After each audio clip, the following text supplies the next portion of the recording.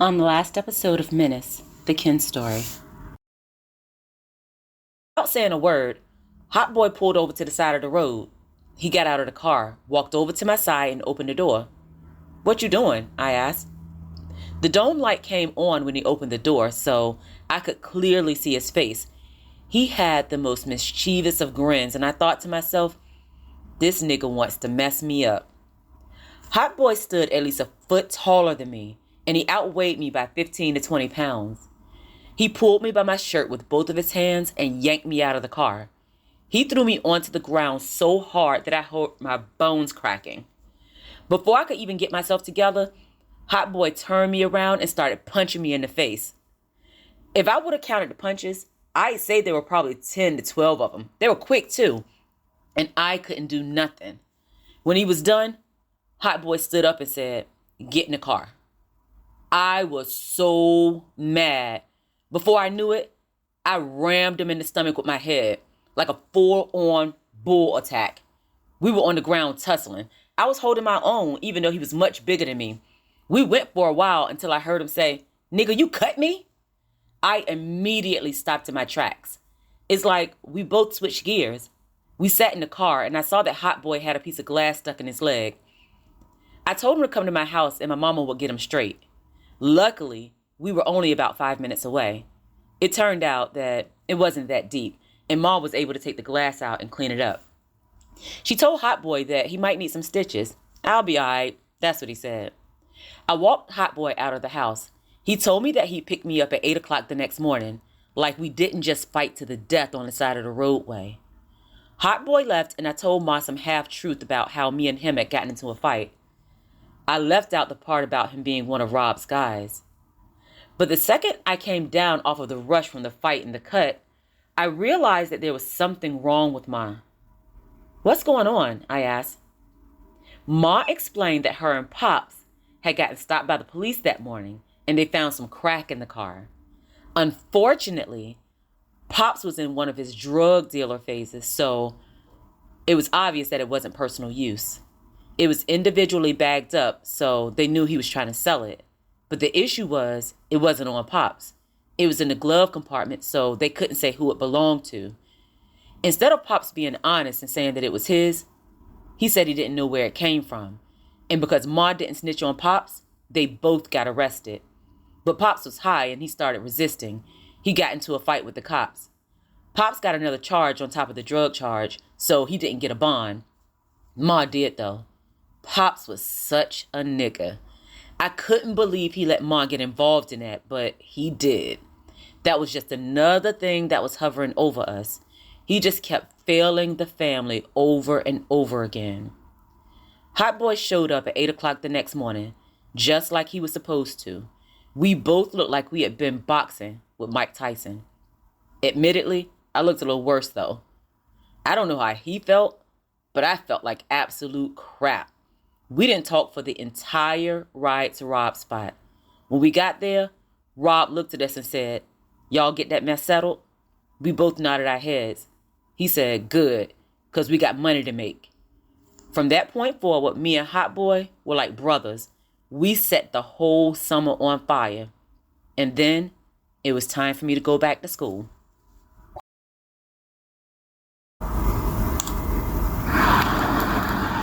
Her. It's like that old saying goes, some people come into your life for a reason. Some people come into your life for a season. She was there for both. She was like wind. In one instance, she could be mild like a breeze, gently brushing across your face on a spring day, reminding you of everything that was pure and beautiful. But on another day, she was a hurricane, mighty and ferocious, tearing apart everything in her path. But I would have walked into the winds on either of those days. For her.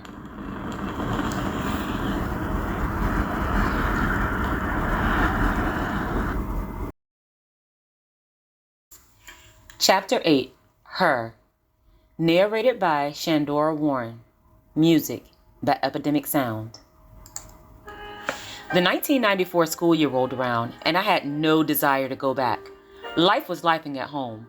Pops was locked up, and Ma's case was still pending. That summer had taken me from a 15-year-old kid to a 16-year-old drug dealer.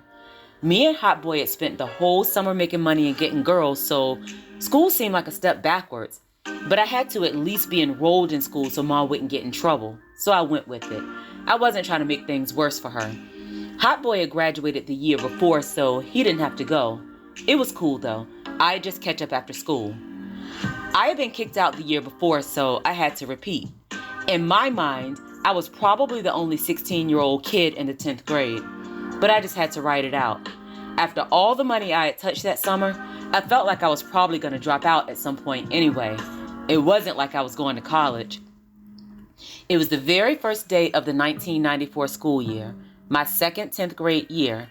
In spite of the fact that I didn't want to go back to school, that didn't stop me from trying to be the flyest thing in there. I chose a black and white Wu-Tang Clan t-shirt, baggy Guess jeans, and black Timberland boots.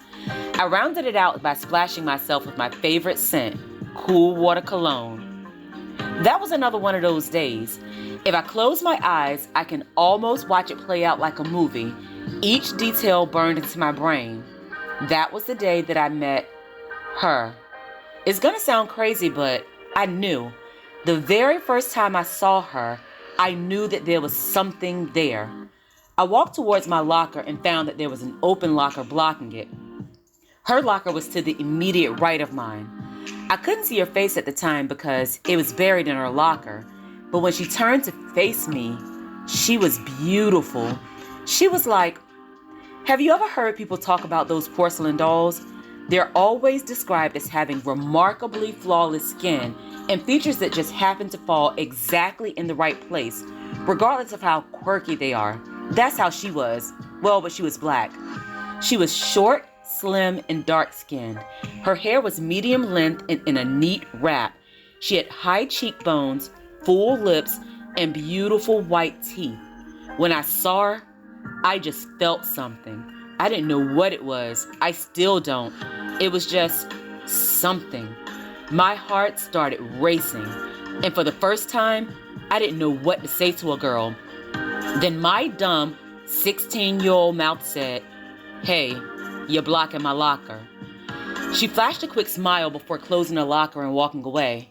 When she left, all I could think was, "You're blocking my locker? I know that ain't the best I could come up with." For some reason, I kept thinking about her over the course of that day. It was crazy because I didn't know that girl. I didn't know anything about her. So why was she playing around in my head? Why was I replaying the flash of that shy but sweet smile? I had met and slept with a bunch of girls. I hadn't thought twice about any of them. But her, she was on my mind. Hard.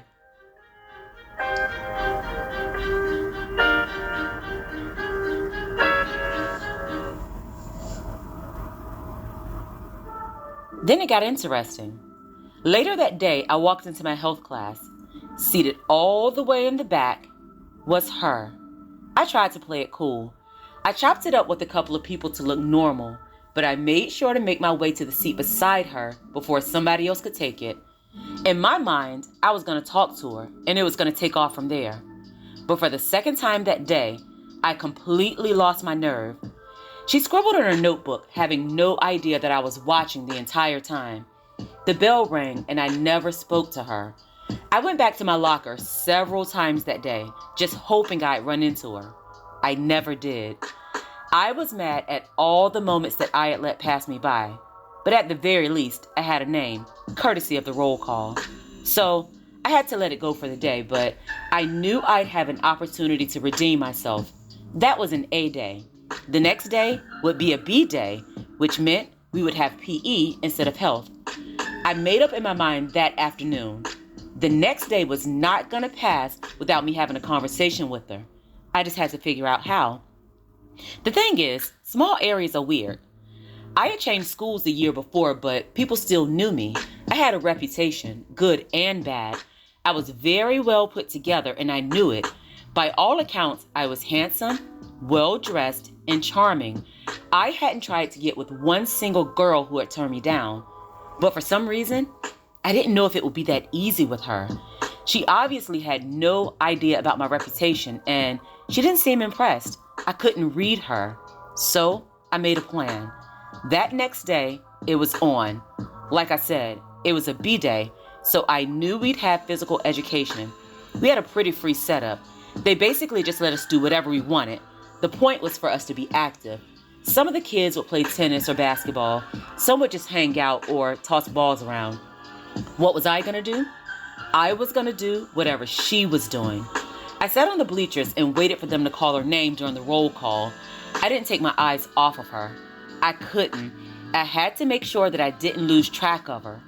Once the teacher completed the roll call, she blew the whistle. That was our sign to go ahead and do whatever activity we wanted to do. I watched her exit the gym and walk outside. In my mind, I thought, please don't let this girl want to play tennis. I don't know how to play tennis. As luck would have it, she didn't want to play tennis. She listened to a cassette tape as she walked around the track. She was graceful and elegant. She looked like she didn't have a care in the world. Little did I know, she had nearly as many cares as I did. I let her walk around a couple of times. I didn't want to look too eager. But then I made my move. I walked beside her and casually started a conversation. Well, casually might be giving myself a bit too much credit. I guess I should say that I awkwardly started a conversation.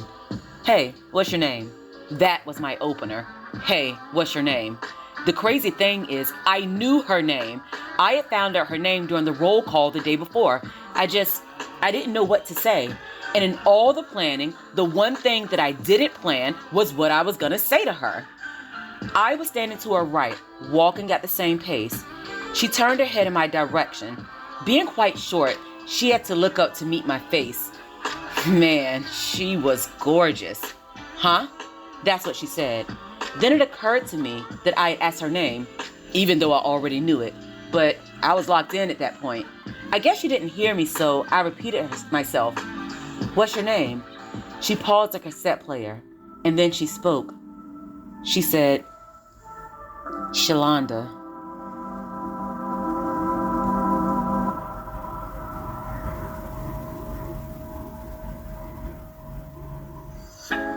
Ah, man, listen. I hadn't really heard her speak before that point. Well, other than the confused huh a few seconds before. When I heard her say her name, it was like music. Shalonda's voice was deep and sultry, kind of like an old jazz singer. It kind of threw me off a little bit. She was so small. I guess I expected her to have a little kid voice. My heart started thumping. She made me so nervous. But I was in. There was no turning back. I told her that my name was Ken. And for no reason other than pure nervousness, I said, it's Ken with all capital letters. It's on my birth certificate that way and everything. I wanted to kick myself as soon as I said it. It was like I just couldn't get it right. But weirdly enough, she laughed. And it wasn't one of those cute little girl giggles. She threw her head back and laughed. And that was it. All of the nervous energy just went away. Ken showed back up. I just kept her talking. I asked her questions, whatever came to mind, and she answered them. The conversation just flowed naturally, and I loved hearing her voice. That was the second day that I saw Shalonda, and even though we had just had our first real conversation, I knew that I wanted her. Yep, that day, day 2, and it was on from there. She opened the door and I walked in. Shalonda was in the 9th grade, so most of our classes were on different hallways. Even still, I made sure to connect with her as much as possible. After a few days, I knew when she went to her locker. When she went to her locker, I went too. I carried her books and walked her to her classes, even if that meant I'd be late to my own. We had health on A days, and I claimed the seat beside her as mine. That was my seat, and you couldn't have paid somebody else to sit in it. Well, one guy tried it. I pulled him out of that seat and pushed him onto the floor. No one else tried after him. We had PE on B days, and I did whatever Shalonda wanted to do.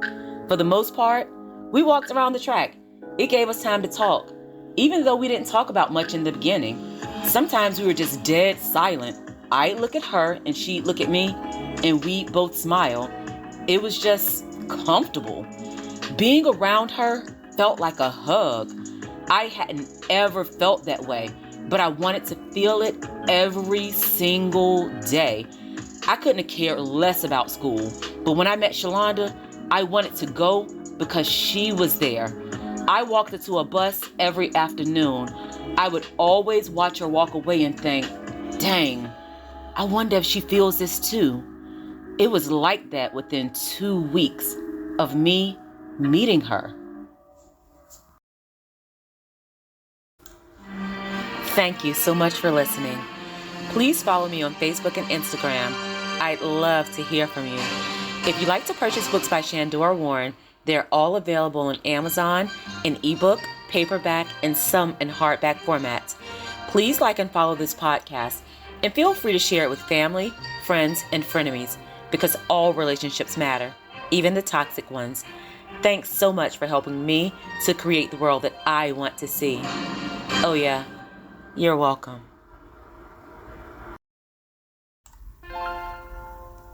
Shine, little girl.